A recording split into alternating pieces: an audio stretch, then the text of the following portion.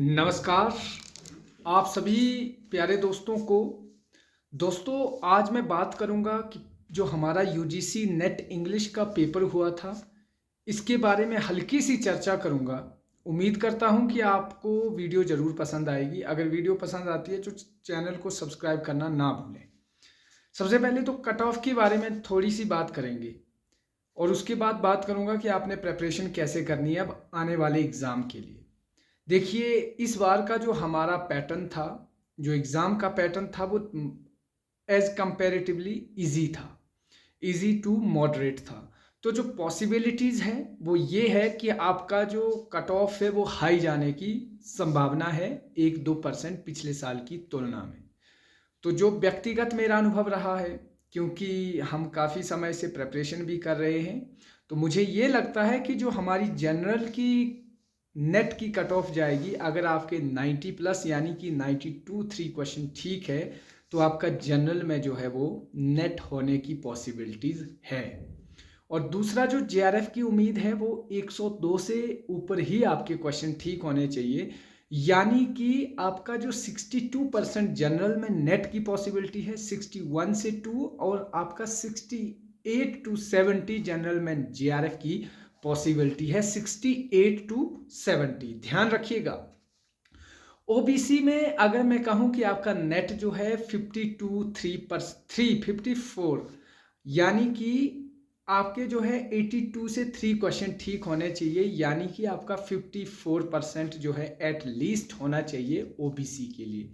और ईडब्ल्यूएस के लिए आपका एट लीस्ट 54-5% जो है नेट के लिए सेफ मान सकते हैं। 55 रखिएगा। और एससी एसटी में आपके 50% से ऊपर जो है पॉसिबिलिटी नेट की है। और जेआरएफ के लिए अगर मैं कहूं तो आपको ईडब्ल्यूएस में 66% जो है वो पॉसिबिलिटी है, क्योंकि जेआरएफ का ज़्यादा फर्क नहीं पड़ता है। 66% जो जेआरएफ का, और आपका एससी एसटी में 60%, 58-60% जो है जेआरएफ की उम्मीद कर सकते हैं। और बाकी जो एग्ज़ाम का लेवल था, जैसा आपने देखा होगा, आपका न्यू क्रिटिसिज्म से क्वेश्चन पूछा गया था, हिस्टोरिसिज्म से क्वेश्चन नहीं था, और साइको एनालिटिकल थ्योरी से क्वेश्चन था, पोस्ट कॉलोनियल से दबा के क्वेश्चन थे। अब आप लोगों ने आने वाले एग्ज़ाम के लिए यूजीसी नेट के लिए जो 2025 में जून का नेट आ रहा है, एक बात याद रखिएगा आज से, अभी से। और अगर आप जब भी देख रहे हैं वीडियो, कल देख रहे हो, आने वाले 4 दिन के बाद देख रहे हो, अगर तैयारी नहीं की है तो शुरू कर दीजिएगा। और फर्स्ट पेपर के लिए दिन के 2 आवर्स निकालिएगा, बाकी 4 से 6 घंटे जो है लिटरेचर का आपने हर दिन पढ़ना है। 6 घंटे जो है इनफ है लिटरेचर के लिए। और अगर मान के चलो आप रनिंग में है, एमए कर रहे हो, तो आपके लिए बेटर आप अप्रोच है कि क्रोनोलॉजी के साथ जाइए। और दूसरी चीज़, हिस्ट्री ऑफ इंग्लिश लिटरेचर को बार बार पढ़िएगा, पीके नैयर की थ्योरी से अच्छे से पढ़िए, समझिए, क्योंकि थोड़ा सा आपका एग्ज़ाम जो है एनालिटिकल अप्रोच से भी पूछा जा रहा है। और एमएलए 8th और 9th एडिशन को भी पढ़िएगा। और आपका इंडियन लिटरेचर के ऊपर आप अब जो है काफ़ी ज़्यादा फोकस किया जा रहा है।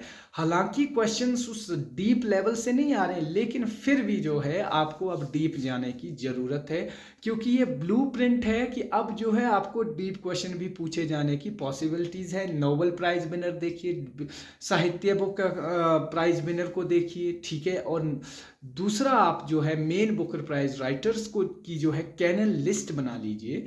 और चौसर से लेके अभी तक जो मॉडर्न एज तक जितने भी कैनन वर्क है उनकी लिस्ट बनाकर उनको जो है दिन के 4 से 5 वर्क्स जो है आप रीड करने की कोशिश करो, क्रैम करने की कोशिश करो, तभी जो है आपका नेट क्वालिफाई होने की पॉसिबिलिटीज़ है। जी हाँ। और दलित लिटरेचर काफ़ी ज़्यादा इम्पोर्टेंट रोल प्ले कर रहा है आज के एग्ज़ाम में, क्योंकि आप देख रहे हैं लास्ट टाइम भी दलित लिटरेचर से कई सारे क्वेश्चन पूछे गए हैं, लिंग्विस्टिक्स से काफ़ी क्वेश्चन पूछे जा रहे हैं। तो आपने अब जो है इन चीज़ों को उस तरीके से नहीं लेना है कि ग्रांटेड ले लिया, ठीक है। और फिर दूसरा, यूरोपियन लिटरेचर को फोकस कीजिए। ज़रूरी नहीं है इस बार रेस्टोरेशन एज से नहीं पूछा तो अगली बार नहीं आएगा। डेफिनेटली जो क्वेश्चन इस बार नहीं आए हैं, जिस पार्ट से, जिस पीरियड से अगली बार उस पीरियड से क्वेश्चन आने की पॉसिबिलिटीज़ ज़्यादा है। यानी कि 2025 में जो आपका जेफरी चौसर है वहाँ से क्वेश्चन पूछे जाने की पॉसिबिलिटी है। आज तक काफ़ी लंबे समय के बाद जो है आपका शेक्सपियर से क्वेश्चन पूछे जा गए हैं, वो भी 4 से 5 क्वेश्चन। तो ऑब्वियस सी बात है कि आने वाले समय में किसी और पीरियड से, किसी और एज से जो क्वेश्चन पूछे जाने की पॉसिबिलिटीज़ है। और मोस्ट इम्पॉर्टेंट जो आपको बताना चाहता हूँ कि रोमांटिक और विक्टोरियन पीरियड जो पीरियड है आपका, यहाँ से तो आप इसको मतलब कि इसको तो पिन कर लीजिएगा, क्योंकि यहाँ से हर बार 4 से 5 क्वेश्चन पूछे जाते हैं। थेरी होगी, थेरी से क्वेश्चन तो आप समझ लीजिए कि अभी से शुरू कर दीजिएगा, अच्छे से पढ़िए। थेरी अगर 20 क्वेश्चन भी आते तो 20 के 20 सही होने की पॉसिबिलिटीज़ रहती है। इस बार क्रिटिसिज्म से क्वेश्चन नहीं था, तो क्रिटिसिज्म को डील करने के लिए अगली बार के लिए डीप तरीके से पढ़ो। नहीं आ रहा इसका मतलब नहीं है कि नहीं आएगा, फिर से पूछेंगे, वो फिर से वही क्वेश्चन आएगा। तो व्हाट आई मीन टू से कि अब आने वाले समय के लिए उन पोर्शन के ऊपर भी फोकस कीजिएगा जो अभी नहीं पूछा है। इसका मतलब ये नहीं कि आप लोगों ने इस बार पढ़ा था, वो नहीं आया तो पढ़ना छोड़ दिया। नो माय डियर फ्रेंड्स, ऐसा नहीं करना है। अब आप लोगों ने उन चीज़ों के ऊपर ज़्यादा फोकस करना है जो इस बार नहीं पूछा गया है, और जो पूछा जा रहा है वो तो इसेंशियल ही है, वो समझ रहे, वो तो पढ़ना ही है।